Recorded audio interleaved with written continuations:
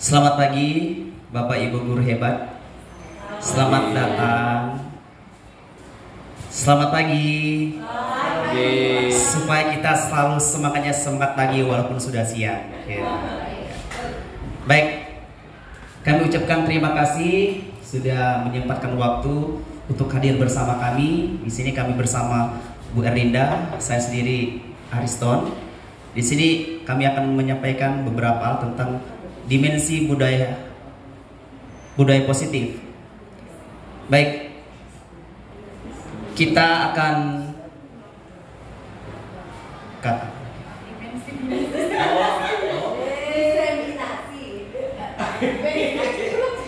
terima kasih sudah menyempatkan waktunya untuk kami berdua dalam kegiatan yang sudah kami persiapkan, yaitu diseminasi budaya positif di sekolah kita. Ada beberapa hal akan kami sampaikan nanti, tapi sebelumnya kita akan awali dengan doa. Mohon kesediaan Ibu Patricia untuk memimpin doa.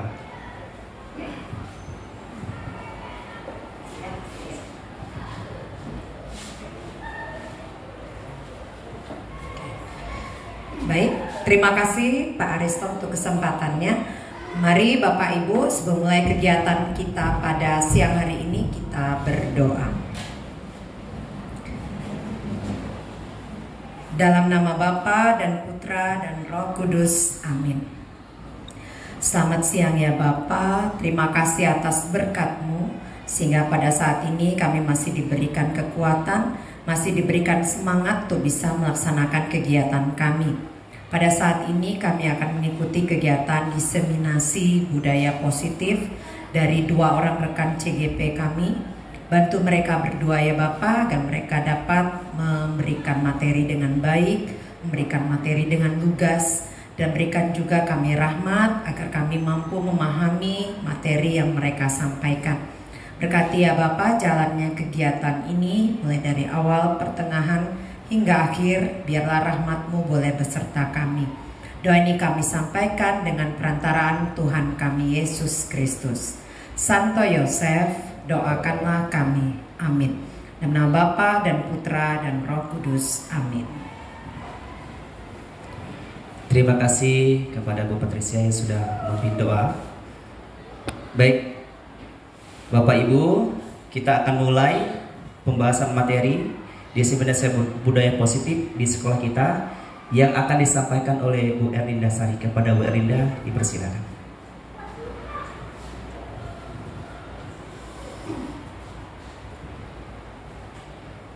Selamat siang Bapak Ibu semuanya. Siang. Bagaimana kabarnya hari ini Bapak Ibu? Syukurlah semuanya dalam keadaan baik-baik saja.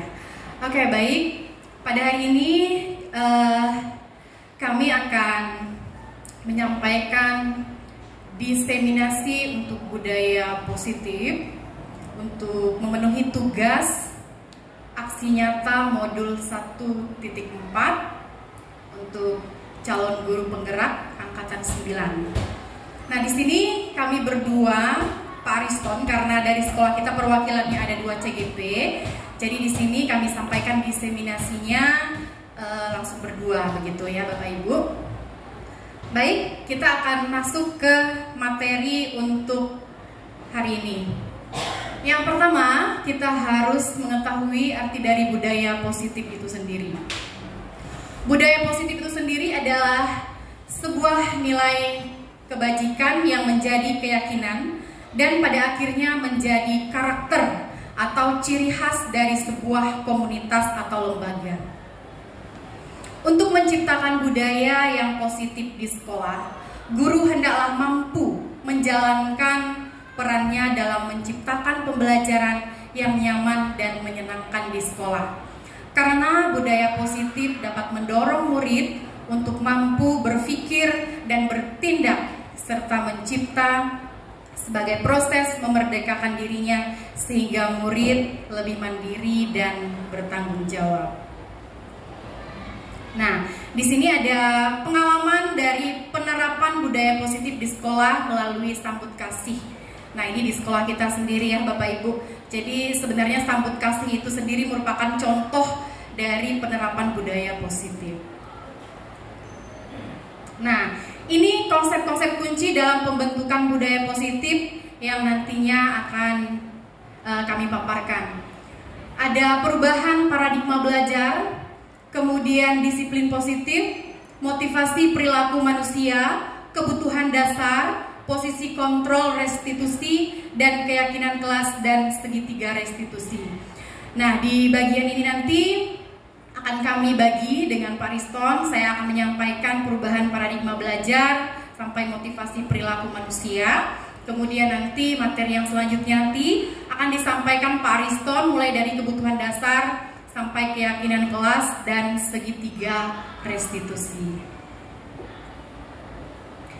Nah, yang pertama di sini kami akan menyampaikan tentang perubahan paradigma belajar.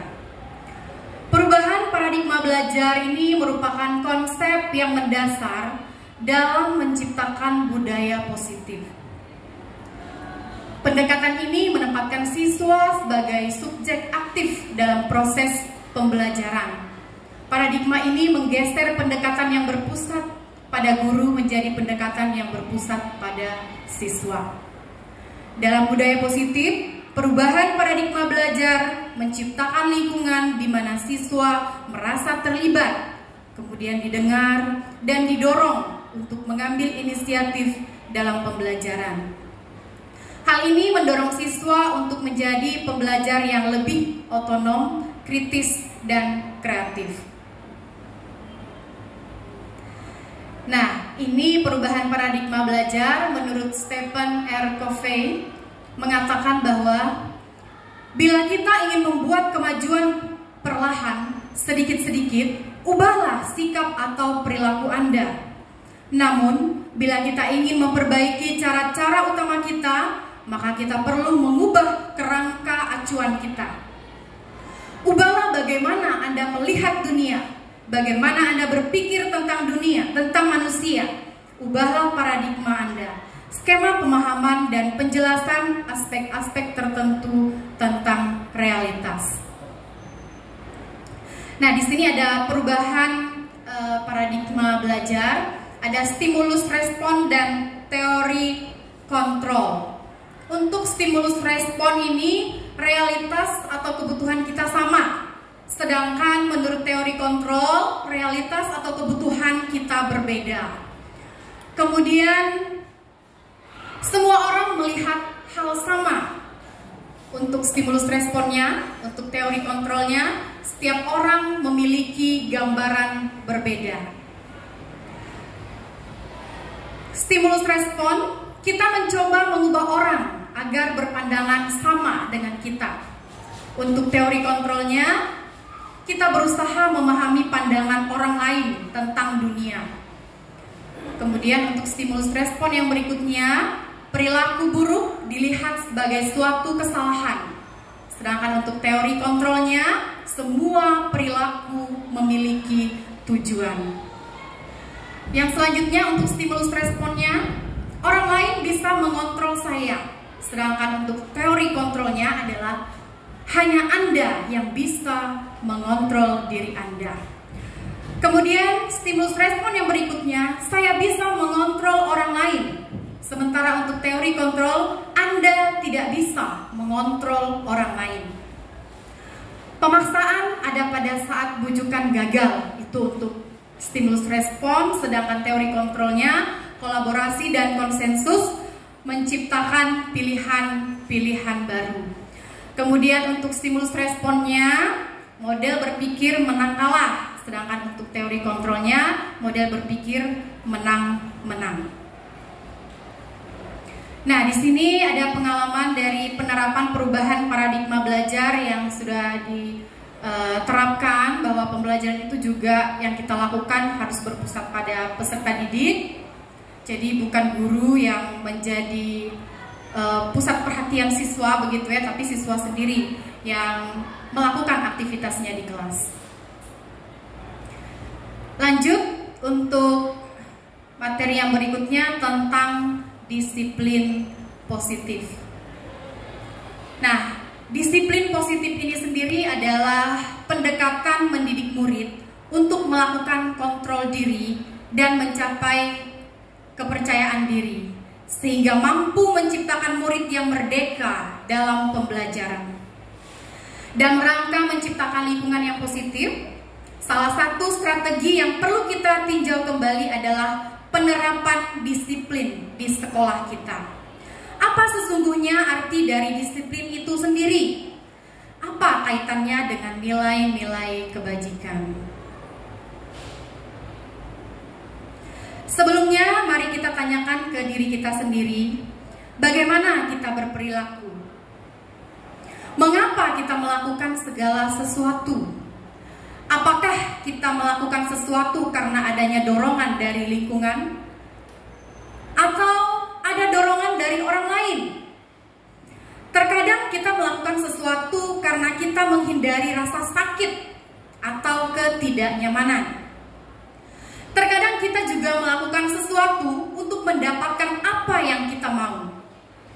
Pernahkah kita melakukan sesuatu untuk mendapat senyuman dan pujian dari orang lain, untuk mendapat hadiah, atau untuk mendapatkan uang? Sekarang, mari kita membahas tentang konsep disiplin positif yang merupakan unsur utama dalam terwujudnya budaya positif yang kita cita-citakan di sekolah kita. Ketika mendengar kata disiplin, apa yang terbayang di benak Anda? Apakah yang terlintas di pikiran Anda? Kebanyakan orang akan menghubungkan kata disiplin dengan tata tertib, teratur, dan kepatuhan pada peraturan. Kata disiplin juga sering dihubungkan dengan hukuman, padahal itu sungguh berbeda.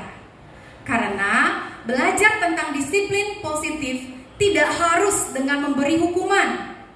Justru itu adalah salah satu alternatif terakhir, dan kalau perlu tidak digunakan sama sekali. Dalam budaya kita, makna kata disiplin dimaknai menjadi sesuatu yang dilakukan seseorang pada orang lain untuk mendapatkan kepatuhan. Kita cenderung menghubungkan kata disiplin dengan ketidaknyamanan. Nah, Bapak Pendidikan kita, Ki Hajar Dewantara, menyatakan, di mana ada kemerdekaan, disitulah harus ada disiplin yang kuat. Sungguh pun disiplin itu bersifat self-disiplin, yaitu kita sendiri yang mewajibkan kita dengan sekeras-kerasnya. Tetapi itu sama saja, sebab jikalau kita tidak cakap melakukan self-disiplin, wajiblah penguasa lain mendisiplinkan diri kita. Dan peraturan demikian itulah harus ada di dalam suasana yang merdeka. Nah, ini menurut Ki Hajar Dewantara, ya. Di situ Ki Hajar menyatakan bahwa untuk mencapai kemerdekaan atau dalam konteks pendidikan kita saat ini, untuk menciptakan murid yang merdeka, syarat utamanya adalah harus ada disiplin yang kuat. Disiplin yang dimaksud adalah disiplin diri yang memiliki motivasi internal. Jika kita tidak memiliki motivasi internal, maka kita memerlukan pihak lain untuk mendisiplinkan kita atau motivasi eksternal. Karena berasal dari luar, bukan dari dalam diri kita sendiri.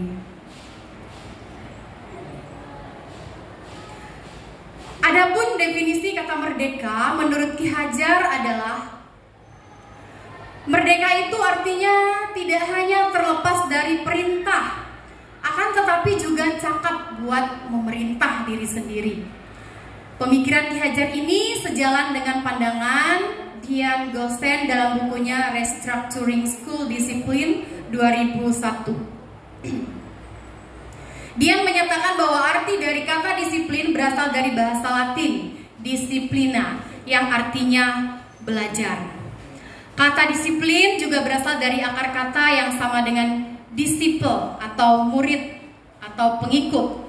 Untuk menjadi seorang murid atau pengikut, seseorang harus paham betul alasan mengapa mereka mengikuti suatu aliran atau ajaran tertentu, sehingga motivasi yang terbangun adalah motivasi intrinsik, bukan ekstrinsik.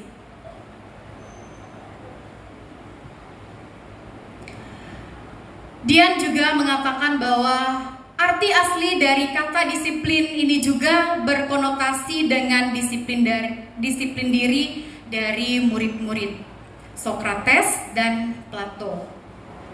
Disiplin diri dapat membuat seseorang menggali potensinya menuju kepada sebuah tujuan, sesuatu yang dihargai dan bermakna.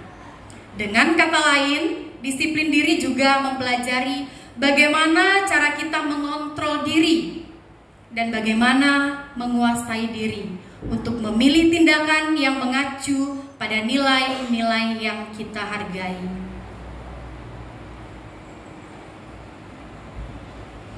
Yang selanjutnya adalah motivasi perilaku manusia. Dian Gosen dalam bukunya Restructuring School Discipline menyatakan ada 3 motivasi perilaku manusia. Motivasi yang pertama adalah untuk menghindari ketidaknyamanan atau hukuman. Itu motivasi yang pertama. Kemudian motivasi yang kedua, untuk mendapatkan imbalan atau penghargaan dari orang lain.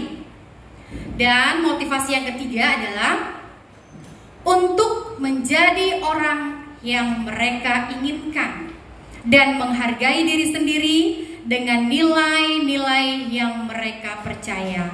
Nah, di sini kita akan membahas satu persatu dari motivasi perilaku manusia ini.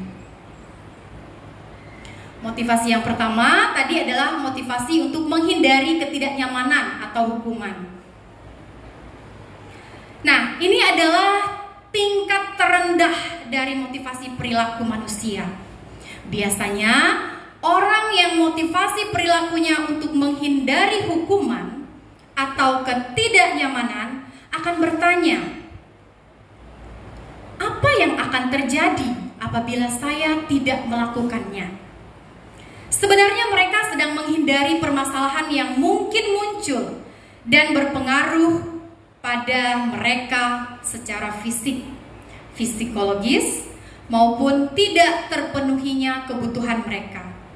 Bila mereka tidak melakukan tindakan tersebut, motivasi ini bersifat eksternal. Motivasi yang kedua, untuk mendapatkan imbalan atau penghargaan dari orang lain. Nah, motivasi ini satu tingkat di atas motivasi yang pertama. Di sini orang berperilaku untuk mendapatkan imbalan atau penghargaan dari orang lain. Orang dengan motivasi ini akan bertanya, apa yang akan saya dapatkan apabila saya melakukannya?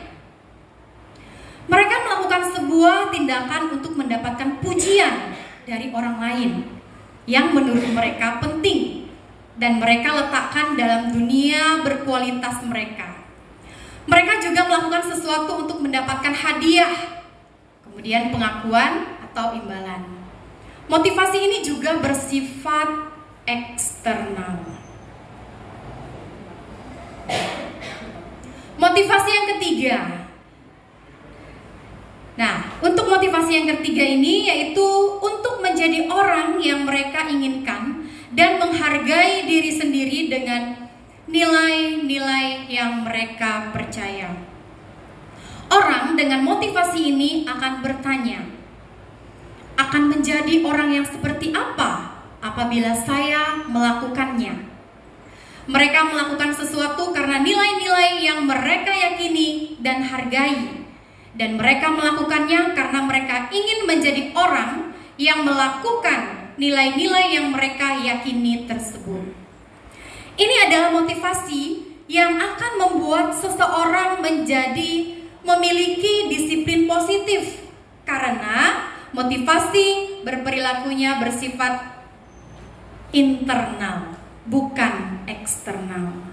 Nah, jadi dari ketiga motivasi ini, kalau kita lihat mungkin motivasi yang ketiga ya, yang lebih baik kita miliki, karena motivasi ini bersifat internal.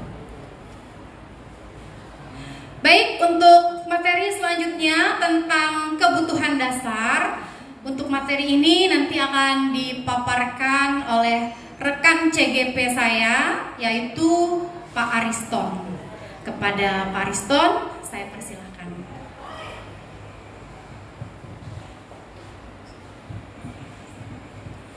Oke, terima kasih Bu Erlinda.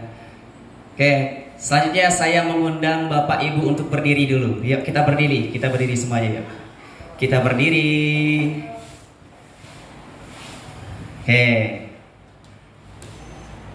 Perintahnya yang pertama, ini 1. Setuju? Yang ini 2. Dan yang ini 3. Saya ulangi ya. Ini 1. Yang ini 2. Dan yang ini 3. Sudah disimpan? Sudah disimpan ya? Oke, saya mau tanya. Kita sama-sama dulu. Ini berapa?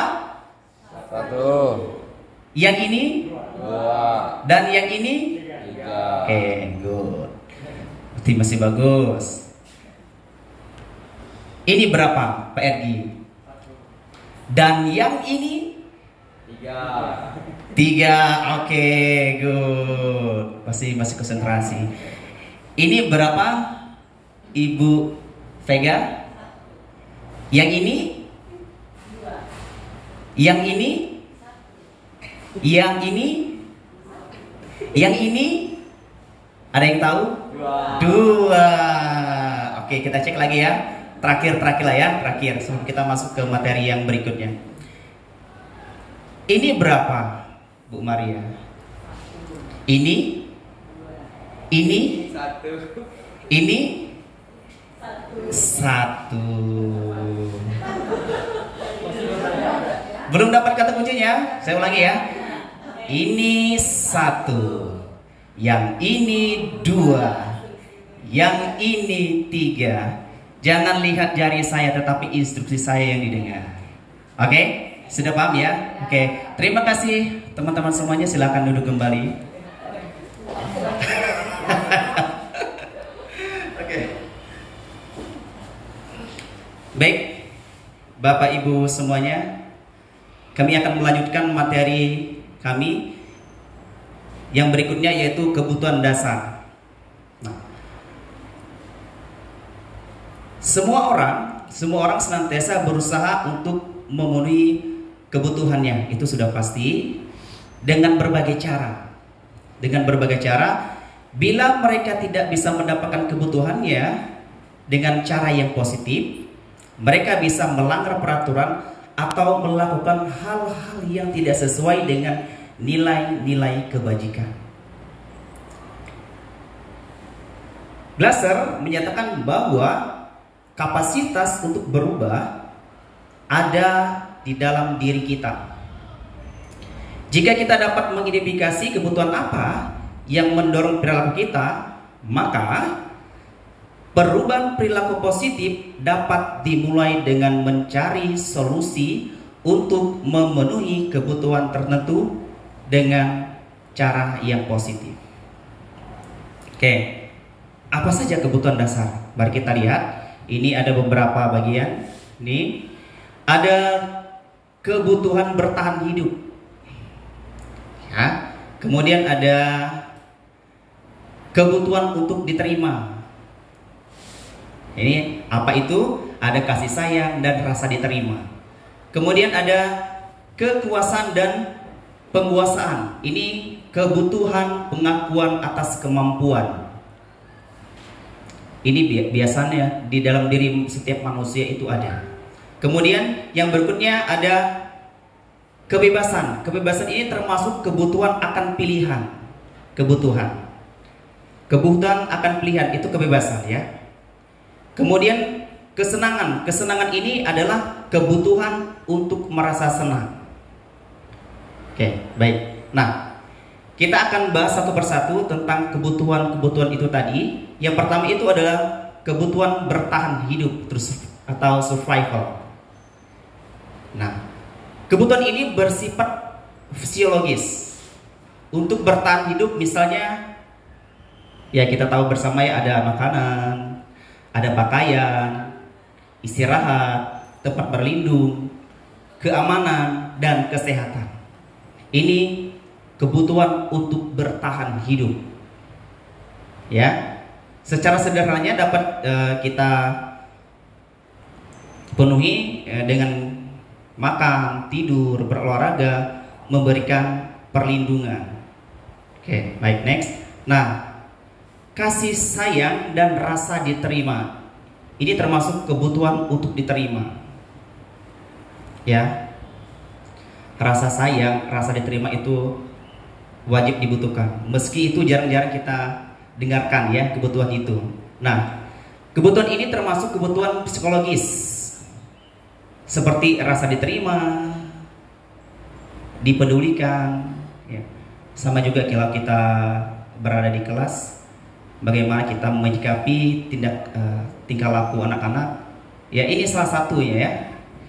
Dipedulikan, berbagi, bekerja sama, menjadi bagian dari suatu kelompok. Dikasihi, mengasihi, disayangi, menyayangi. Ya.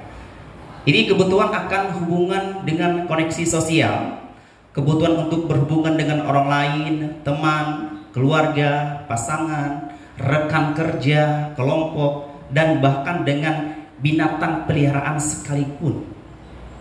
Bayangkan ya, ini kebutuhan untuk diterimanya ini ya. Nah, kebutuhan ini biasanya dapat dipenuhi melalui ketulusan, kehangatan, hubungan dengan keluarga, teman-teman, kelompok, atau klub biasanya ya, guru, konselor, dan coach. Ini biasa dilakukan ya. Oke, baik. Berikutnya kita akan sedikit menjelaskan tentang kekuasaan dan penguasaan. Ini termasuk kebutuhan pengakuan atas kemampuan. Ya, penguasa ini ya. Penguasaan berarti ada kata penguasaan. Kita akan jelaskan di sini. Kebutuhan ini berhubungan dengan kekuatan seseorang untuk mencapai sesuatu, menjadi kompeten, menjadi terampil, memimpin, berprestasi, diakui, dan didengar. Ya, ini penguasa ini. Kebutuhan ini meliputi harga diri, ada keinginan untuk dianggap, dan meninggalkan pengaruh. Kebutuhan ini juga dapat dipenuhi melalui kegiatan-kegiatan proyek, seperti proyek ya, hobi, ada tugas-tugas sekolah yang menantang ya, secara kontekstual, relevan. Belajar menjadi orang yang kuat ya, membuat pilihan positif dan bekerja. Ini metode-metode yang dilakukan untuk mencapai kekuasaan dan penguasaan. Oke, berikutnya. Oke, kemudian kebebasan. Kebebasan ini termasuk dalam kebutuhan apa ya? Nah, ternyata kebebasan itu termasuk kebutuhan akan pilihan. Nah, saya mau bebas atau tidak? Anda mau bebas atau tidak? Kalian mau bebas atau tidak? Itu pilihan. Nah, kebutuhan ini berhubungan dengan kekuatan seseorang untuk mencapai sesuatu, menjadi kompeten, menjadi terampil, memimpin, berprestasi, diakui, dan didengar. Jadi hampir sama dengan yang pertama tadi ya. Kemudian kebutuhan ini meliputi harga diri, keinginan untuk dianggap, dan meninggalkan pengaruh-pengaruh. Nah, kebutuhan ini juga dapat memenuhi melalui kegiatan-kegiatan seperti sini hampir sama ya, ada proyek, hobi, tugas-tugas sekolah yang menantang, kontekstual dan relevan. Belajar menjadi orang kuat, ya, membuat pilihan positif dan bekerja. Jadi hampir sama ya. Nah, baik, yang berikutnya kesenangan. Ini kebutuhan untuk merasa senang. Ayo, Pak Doni, senang, mau senang? Mau. Nah, mau senang. Mari kita simak baik-baik ya. Semua orang pasti maunya senang.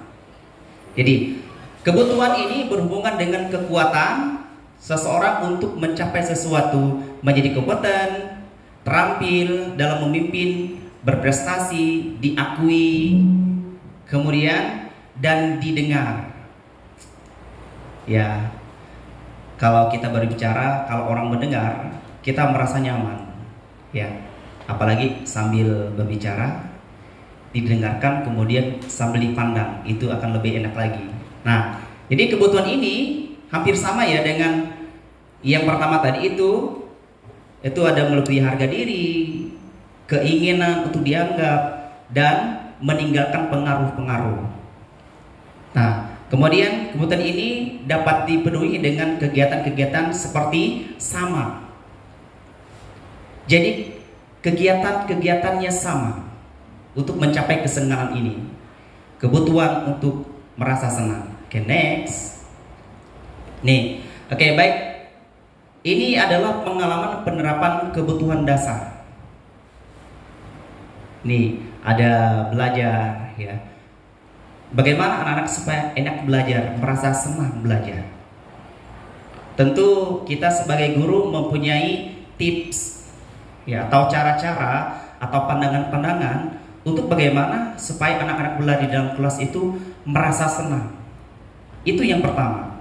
Ketika anak-anak sudah merasa senang, mereka dibawa kemana saja, mereka akan mau asap yang positif. Itu yang pertama. Ini ada belajar di kelas seperti yang kita lakukan setiap hari ya. Kemudian ada ini eskur, berarti ada olahraga di sana untuk kesehatan. Kemudian ada bekerja di dalam kelompok. Itu salah satu untuk menunjang kebutuhan-kebutuhan yang dijelaskan tadi. Next. Nah, ini posisi kontrol restitusi. Ini ada penghukum, pembuat rasa bersalah, teman, pemantau atau manajer. Ini posisi kontrol ini ada di diri kita masing-masing. Kita di posisi mana sih? Apakah saya suka menghukum, membuat orang merasa bersalah? Nanti kita akan bahas satu persatu. Kita di posisi mana sih? Next. Oke. Nah, yang pertama kita akan jelaskan di bagian penghukum. Nah, oke. Saya mau posisi. Oke. Ini dikatakan orang memiliki posisi restitusinya. Jadi, apabila seseorang penghukum bisa menggunakan hukuman fisik maupun verbal. Jadi orang-orang menjalankan posisi penghukum senantiasa mengatakan bahwa sekolah memerlukan sistem atau alat yang dapat lebih menekan murid-murid lebih dalam lagi. Jadi seseorang penghukum menggunakan nada suara tinggi, bahasa tubuh, mata melotot. Nah, itu termasuk juga jari menunjuk-nunjuk, menghardik. Nah, hasil dari kontrol penghukuman mungkin murid marah dan dendam, bersifat agresif. Wow. Ini akibat dari tindakan penghukum itu tadi. Bersifat agresif. Bisa jadi sesudah kembali duduk, murid tersebut akan mencoret-coret bukunya atau meja tulis. Ke meja itu ditulis-tulisnya. Itu dampak dari tindakan penghukum itu tadi. Nah, lebih buruknya lagi, sepulang sekolah murid melihat motor atau mobil bapak ibu gurunya akan menggores kendaraan tersebut dengan paku atau tindakan lainnya. Ini adalah dampak buruk dari sifat penghukum itu tadi. Saya pikir tidak ada ya seperti itu ya bapak ibu guru ya. Tidak ada ya. Oke, baik. Berikutnya pembuat rasa bersalah. Nah, pembuat rasa bersalah ini,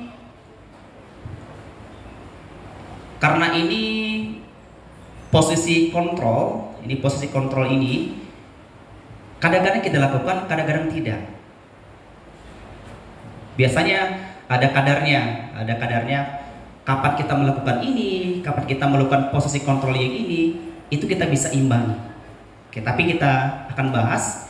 Nah, pembuat rasa bersalah, jadi seseorang pembuat rasa bersalah akan berbicara dengan nada tenang, cenderung lemah lembut dengan kata-kata yang diutarakan, cenderung membuat murid itu menjadi orang yang gagal, memandang buruk dirinya sendiri, merasa tidak dihargai dan tidak sanggup membahagiakan orang lain. Ketika guru memposisikan dirinya sebagai pembuat rasa bersalah, maka murid menganggap dirinya yang bersalah dan ia menyimpan emosinya tersebut di dalam dirinya. Ini lebih bahaya lagi. Ya, tidak kelihatan, tetapi dalam hatinya. Psikologis lagi ini masalahnya. Oke, baik. Berikutnya ini teman. Posisi kontrol kita sebagai teman terhadap siswa. Saya rasa kita pasti pernah di posisi ini. Ya, bukan salah ya, tidak salah. Nah, di dalam posisi teman, guru akan berbicara dengan nada ramah, akrab, cenderung bersenda gurau, atau menjaga agar suasana tetap santai. Nah, murid akan merasa tenang, nyaman, dan akrab dengan guru. Identitas yang tercipta adalah ini, identitas sukses dan berhasil. Namun, nih kata namanya nih, karena ini adalah dorongan eksternal, maka ada faktor ketergantungan dari murid pada orang tertentu, sehingga bisa jadi di lain murid hanya berlaku baik pada orang-orang tertentu saja, tidak semua murid. Nah, ini kekurangannya. Jadi murid juga tidak bisa mandiri dan tidak bisa berpikir untuk dirinya sendiri, karena dia berpikir, oh ada teman saya. Karena dia menganggap gurunya teman, saya anggap contoh, kan ada Pak Doni, nanti saya minta tolong Pak Doni. Dia tidak mau berpikir, karena dia menganggap gurunya teman, nanti saya tanya Pak Doni aja. Jadi saya nggak repot-repot. Jadi kasarnya seperti itu. Oke. Next, berikutnya. Nah, berikutnya pemantau. Kalau pemantau, ini pasti sering kita lakukan. Ya. Sebagai guru, ini wajib kita miliki. Nah, posisi pemantau mengandalkan data atau perhitungan untuk mengontrol murid. Kita pasti punya data tuh. Ya, data-data. Oh, siswa ini begini, paling tidak nilainya begini. Kita punya data tuh. Oke. Guru mengarahkan murid berdasarkan peraturan dan konsekuensi. Seorang pemantau akan bersuara datar, tidak emosional, tidak bersenda gurau ataupun menggunakan suara tinggi. Posisi pemantau akan menciptakan identitas diri positif atau berhasil, namun guru harus memantau akan sanksi yang sudah diberikan. Dampaknya apa? Murid akan senantiasa menghitung konsekuensi dan hadiah tanpa memahami sepunya nilai kebajikan yang dituju. Hal ini juga membuat murid tidak sepenuhnya mandiri. Ya, ini posisi guru pemantau ini. Nah, oke, berikutnya manajer. Nah, kalau dengar kata manajer, pasti kita memikirnya di luar dari guru. Padahal posisi kontrol manajer itu semua guru wajib punya. Nah, posisi manajer adalah posisi kontrol yang disarankan untuk membimbing murid memiliki sikap disiplin yang positif, yaitu di mana murid yang mandiri, bertanggung jawab, dan dapat memecahkan masalah Dari tujuan posisi ini adalah agar murid bisa merefleksi atas tindakannya, tahu apa yang dilakukan, dampaknya apa. Jadi siswa itu tahu. Nah, guru dengan tulus akan memberikan pertanyaan-pertanyaan yang bermakna, sehingga murid-murid dapat belajar dari kesalahannya dan mencari solusi untuk penyelesaiannya. Nah, ini posisi manajer. Ya, jadi posisi manajer di sini kita tidak terlalu banyak ambil andil ketika siswa itu bermasalah. Tugasnya adalah bertanya ketika mendapatkan jawaban dari murid. Lalu posisi kita apa? Kita memberikan solusi dari mereka sendiri, mencari solusi, dan tentunya tetap dipandu oleh guru ya. Di sini tetap dipandu oleh guru, tetapi kita berusaha bagaimana seorang murid tersebut mencari solusi dari apa yang sudah dilakukan tadi, konsekuensinya itu tadi. Oke. Suara para kontrol manager ini netral, tidak emosional, ya, tidak terlalu ramah juga, dan tidak bernada tinggi, ya, tidak bernada tinggi, dia biasa datar aja. Akan tercipta identitas berhasil atau positif. Oke. Baik, itu tadi posisi kontrol yang sudah kita bahas satu persatu tadi. Di mana sih posisi kita? Artinya di setiap posisi kontrol itu kita boleh memposisikan di mana kita berada, kita menggunakan posisi ini. Silakan. Saat kita berada di kelas, kita menggunakan posisi kontrol ini. Silakan. Sebagai guru kita pasti tahu hal itu. Oke. Baik. Berikutnya kita beralih ke keyakinan kelas.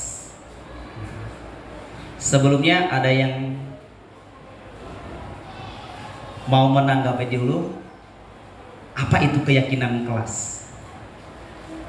Sependapat ibu atau bapak, ada yang mau mencoba? Keyakinan kelas itu seperti apa sih? Boleh? Satu orang? Boleh, oke. Oke, cepat. Terima kasih Pak Ariston. Kalau menurut saya keyakinan kelas ini mungkin di tempat kita sudah sering dilakukan. Ini kalau menurut saya biasanya disebut kesepakatan kali ya. Oke, terima kasih Pak. Oke, baik, terima kasih Pak Adi. Betul sekali ya yang disampaikan oleh Pak Adi. Kalau di sini itu biasa bahasanya itu keyakinan kelas. Tetapi yang sering kita lakukan di kelas sebelum kita masuk ke kelas dalam pembelajaran itu biasanya wali-wali kelas yang masuk itu biasanya buat kesepakatan kelas. Kesepakatan kelas atau keyakinan kelas ini dibuat bersama murid, bersama dengan murid. Ya, aturan-aturannya pun keluar dari murid, bukan dari guru. Guru tugas di sini adalah memilah apa yang kira-kira bagus, apa yang kira-kira bisa ditaati, tapi dengan satu konsekuensi. Itu yang paling penting, bukan sanksi ya, konsekuensi. Oke, baik, kita akan jelaskan di sini sedikit. Ini keyakinan kelas, pembentukan keyakinan sekolah atau kelas. Ini keyakinan kelas bersifat lebih abstrak daripada peraturan yang lebih rinci dan konkret. Keyakinan kelas berupa pernyataan universal. Pernyataan keyakinan kelas senantiasa dibuat dalam bentuk positif. Ya, keyakinan kelas hendaknya tidak terlalu banyak. Nah, ini kebiasaan kita tempel-tempel di kelas biasanya ada nih. Classroom rules, ya itu dari Medem ya. Oke. Jadi keyakinan kelas ini sebaiknya sesuatu yang dapat diterapkan di lingkungan tersebut. Semua warga kelas hendaknya ikut berkontribusi dalam pembuatan keyakinan kelas, kegiatan curah pendapat, dan terakhir bersedia meninjau kembali keyakinan kelas dari waktu ke waktu. Oke, next. Ini contoh, ya, ini contoh. Ini susunlah keadaan kelas sesuai prosedur pembentukan keadaan kelas, atau gantilah kalimat-kalimat bentuk negatif menjadi positif. Nah, kan biasa dari siswa itu tidak boleh ini, dilarang begini. Itu kan biasa kita dengar itu ya. Nah, kita tugas sebagai guru bagaimana mengubah kata-kata positif, kata-kata negatif itu menjadi kata positif yang kira-kira enak didengar, ya. Dan seolah-olah itu tidak menjadi peraturan yang terlalu terlalu kuat, sehingga siswa mudah menerima dan mau mengikuti aturan yang sudah kita bentuk bersama. Itu tujuannya.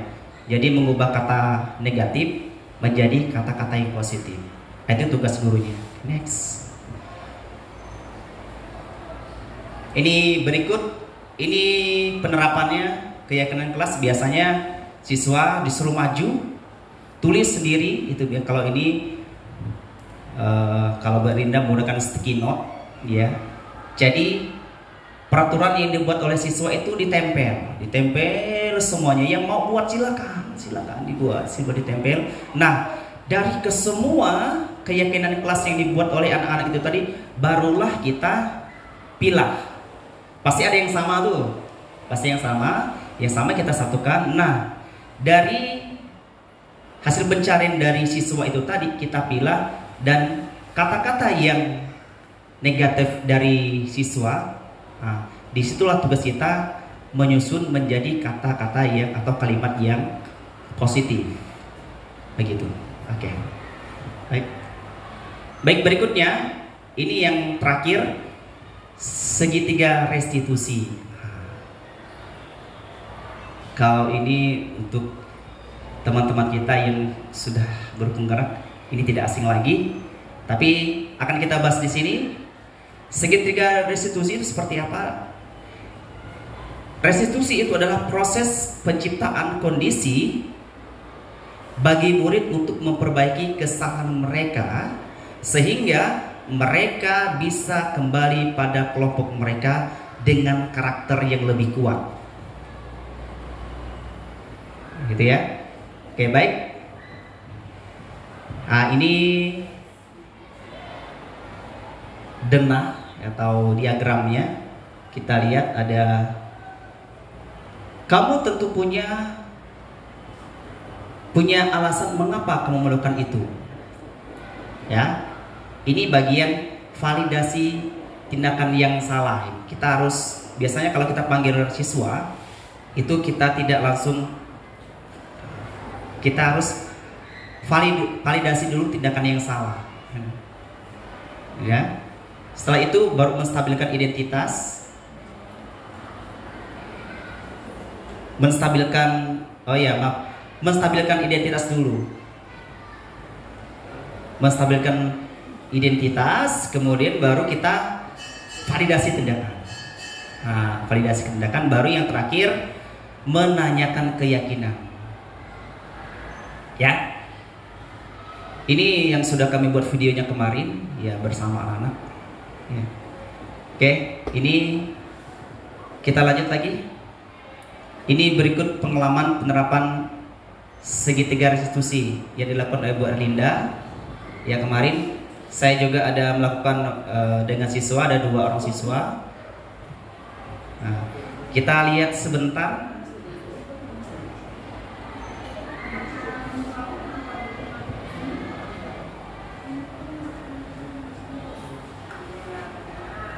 Masuk kan, Ninja? Ada masuk? Iya. Ninja, semua orang pernah melakukan kesalahan, termasuk guru. Namun setiap tindakan kita pasti ada alasannya. Nah, kira-kira mengapa Ninja melakukan itu?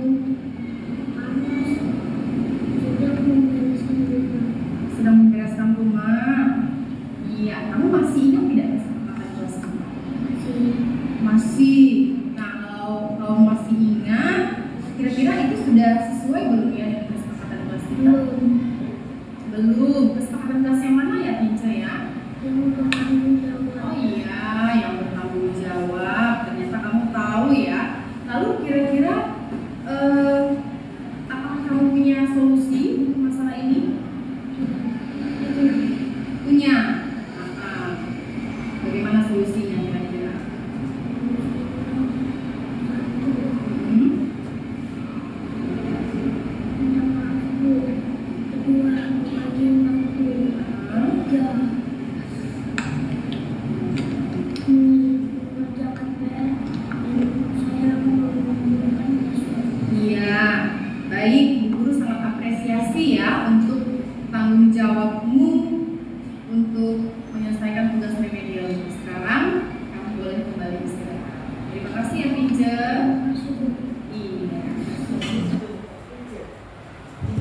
Oke, itu tadi contoh segitiga restitusi yang kalau kita dengar dengan saksama, artinya ketika siswa melakukan kesalahan, nah, di situ tugas Bapak Ibu guru itu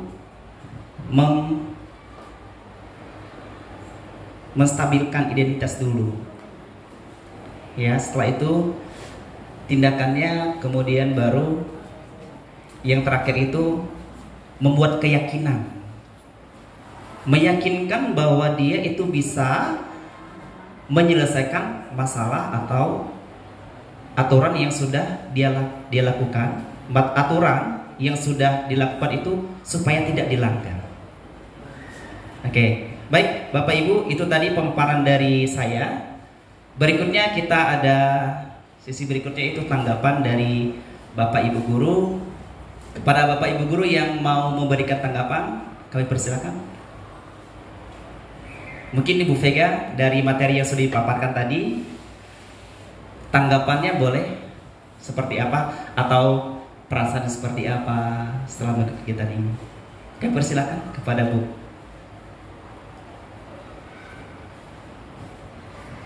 Silakan Ibu.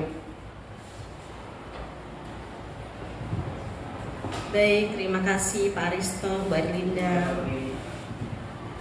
Dari apa yang dipaparkan tadi oleh Bu Erlinda dan Pak Ariston, banyak hal-hal yang memang mungkin ada hal-hal yang memang mungkin kita selama ini udah lakukan, tapi ada juga hal-hal baru yang memang membuka pikiran kita bahwa wah, harusnya mungkin seperti ini ya, harusnya seperti ini ya yang kita lakukan sebagai seorang guru di sekolah.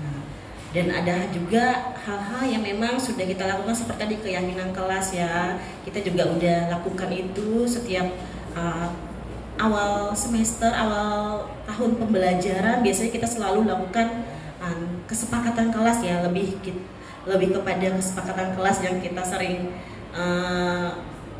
istilahnya yang kita gunakan ya. Nah, jadi setelah mengikuti diseminasi budaya positif dari Bu Erlinda dan Pak Ariston ini, pokoknya banyak pembelajaran baru, banyak hal-hal baru yang memang sangat baik dan mungkin nantinya bisa juga kami terapkan pada anak-anak di sekolah. Terima kasih, mungkin itu aja Bu Erlinda dengan Pak Ariston. Terima kasih kepada Bu Vega yang sudah menanggapi dari materi yang sudah kami paparkan. Saya minta satu lagi dari bapak-bapak. Kepada Pak Ergi kami persilakan tanggapannya seperti apa. Silakan Pak Ergi. Boleh maju saja Pak Ergi. Tanggapannya seperti apa?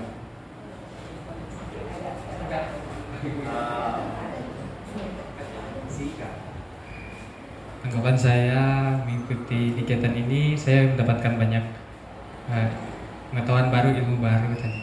Salah satunya yang menarik tadi yang membuat peraturan kelas pakai sticky note sih. Saya juga baru kepikiran, nanti mungkin mau saya coba juga kalau jadi wali kelas lagi. Oke, baik, terima kasih Pak Ergi yang sudah memberi tanggapan. Semoga menjadi wali kelas lagi. Mungkin ada lagi? Ya, mungkin ada lagi dari Bapak Ibu yang lain. Kami persilakan. Oke, baik. Iya, mungkin yang terakhir boleh, kalau misalkan tidak ada, mungkin terakhir boleh kami minta memberikan penguatan-penguatan untuk kita semua. Saya persilakan kepada Pak Rudi selaku kepala sekolah ya untuk kegiatan kita pada hari ini. Pada Pak Rudi saya persilakan.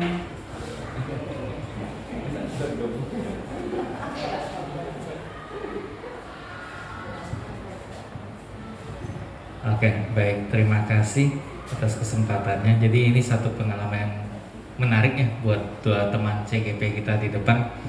Mudah-mudahan ini menjadi satu sumber pembelajaran bagi kita semua. Dan saya sangat berharap bahwa kegiatan diseminasi seperti ini bukan hanya satu kali ini saja, tapi setiap kali ada kegiatan yang diikuti oleh teman guru, kita jadwalkan ada diseminasi. Jadi bukan hanya satu kali karena tugas CGP saya, tapi bisa berkali-kali. Jadi kalau misalnya teman CGP berdua sudah dapat hal baru, bagikan lagi kepada teman-teman. Semakin banyak teman-teman yang memiliki frekuensi yang sama, maka perubahan yang terjadi di sekolah akan semakin masif dan semakin mudah kita lakukan. Terima kasih pada teman-teman yang sudah bersedia berbagi. Mudah-mudahan pada kesempatan berikutnya ada teman-teman yang lain lagi yang juga ikut berbagi. Bagi yang berada di tahap seleksi angkatan 10, mudah-mudahan lolos dan menjalani proses pendidikan CGP dengan bersemangat. Terima kasih.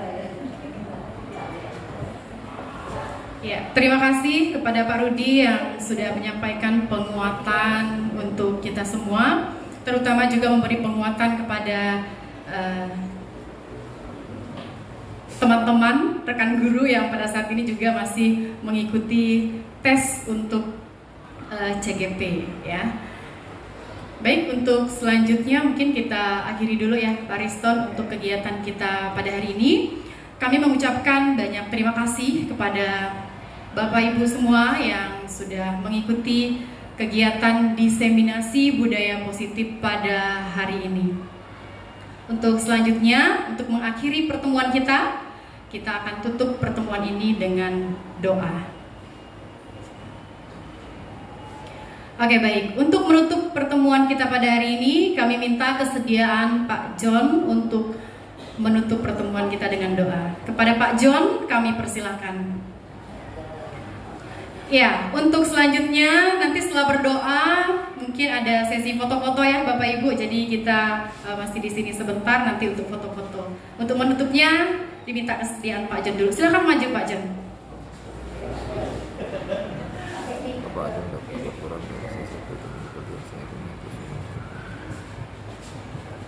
Mari Bapak Ibu kita berdoa. Dalam nama Bapa dan Putra dan Roh Kudus, amin. Bapa di surga, kami mengucap syukur kepadamu atas hari ini, atas pembelajaran baru, atas kesempatan yang boleh kami terima, kami bagikan di sini. Terlebih kepada kedua teman kami ini sebagai CGP yang sangat hebat, telah berbagi ilmu kepada kami, berbagi pengalaman kepada kami.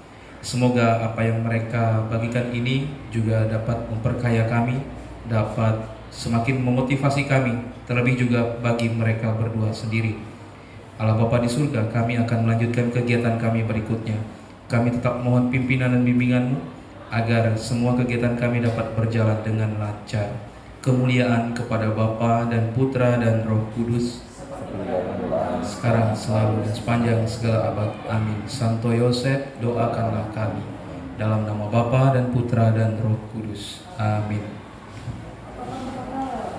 Terima kasih kepada Pak John. Kita lanjut dengan sesi foto.